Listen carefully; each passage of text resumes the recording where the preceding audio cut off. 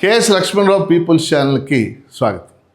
ప్రస్తుతం మన రాష్ట్రంలో గిరిజన ప్రాంతాల్లో, ముఖ్యంగా షెడ్యూల్డ్ ప్రాంతాల్లో 1/70 చట్టం గురించి పెద్ద ఎత్తున చర్చ జరుగుతూ ఉంది.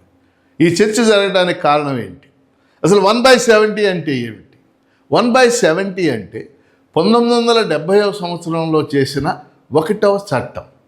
అందుకని దాన్ని 1/70, 1 of 70 అని పిలుస్తూ ఉంటారు. అంటే ఉమ్మడి రాష్ట్రంలో చేసినటువంటి చట్టం. ఈ చట్టం చేయడానికి ప్రధాన కారణం ఏంటంటే షెడ్యూల్డ్ ప్రాంతాలలో ఉన్నటువంటి గిరిజన భూములకి రక్షణ కల్పించటం. అంటే ఈ చట్టం ప్రకారం షెడ్యూల్డ్ ప్రాంతాలలో ఉన్నటువంటి గిరిజనులు తమ భూముల్ని ఇతరులకు అమ్మటానికి వీల్లేదు, ఇతరులు వెళ్ళి ఆ భూములు కొనడానికి వీల్లేదు.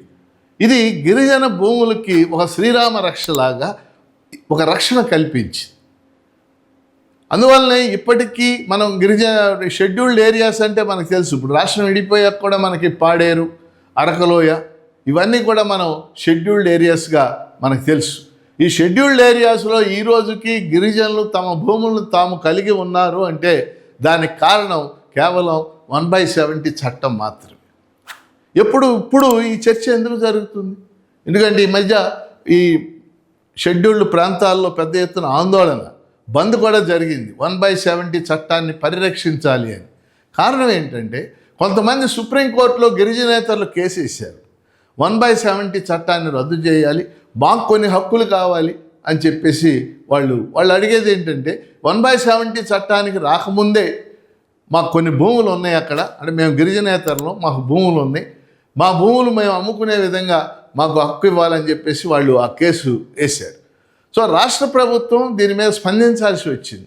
ఈరోజు ఈ వీడియో చేయడానికి ప్రధాన కారణం ఏంటంటే రాష్ట్ర ప్రభుత్వం నిన్న ఒక ప్రకటన చేసింది.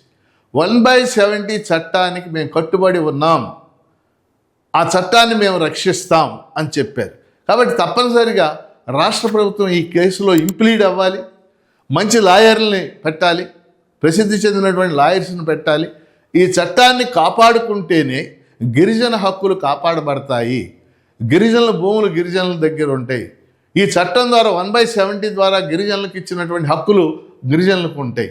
కాబట్టి ఖచ్చితంగా ఈ చట్టాన్ని కాపాడుకోవాల్సినటువంటి అవసరం ఉంది. రాష్ట్ర ప్రభుత్వం దీనికి తగ్గ చర్యలు తీసుకోవాలి, సుప్రీంకోర్టులో ఇంప్లీడ్ కావాలి, మంచి లాయర్లను పెట్టాలని చెప్పేసి కోరుతూ KS Lakshmanarao people's channel subscribe చేయండి, దీన్ని ప్రోత్సహించండి.